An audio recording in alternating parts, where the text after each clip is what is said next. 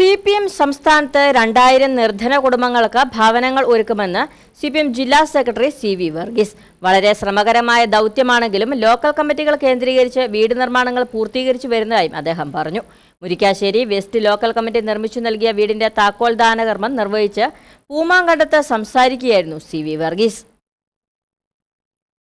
CPM സംസ്ഥാന വ്യാപകമായി നിർധന കുടുംബങ്ങൾക്ക് 2000-ൽ പരം വീടുകളാണ് നിർമ്മിച്ചു നൽകുന്നത്. സംസ്ഥാനത്തെ 2000 ലോക്കൽ കമ്മിറ്റികൾ കേന്ദ്രീകരിച്ചാണ് ഭവന നിർമ്മാണ പദ്ധതി പുരോഗമിക്കുന്നത്.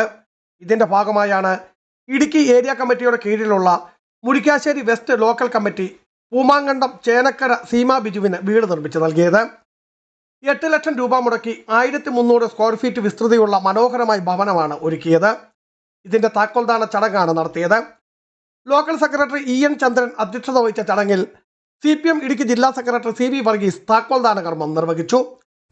2000 വീടുകൾ കേരളത്തിലാകെ നിർമ്മിക്കുക. 2000 വീട് എന്ന് പറയുന്നത് CPM-ന് 2000 ലോക്കൽ കമ്മിറ്റികൾ, ഒരു വീട് ഒരു ലോക്കൽ കമ്മിറ്റി എന്ന തരത്തിലാണ് ഇതിൻ്റെ സംരംഭ പദ്ധതിയുടെ ആരംഭം കുറിച്ചിട്ടുള്ളത്. ഇടുക്കി ഏരിയ കമ്മിറ്റി ആ ലക്ഷ്യം കടന്ന്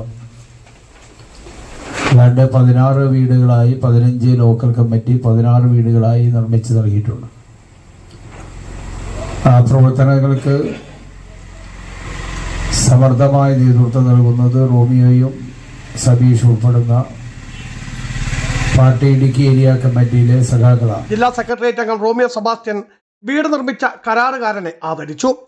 Idukki area secretary PB Sabeesh, KA Ali, Jorly Mulanjanani, highway Kamala branch secretary Ajesh Parekkudy, Vishnu PM തുടങ്ങിയവർ ഉൾപ്പെടെ സമീപവാസികളും ചടങ്ങിൽ പങ്കെടുത്തു.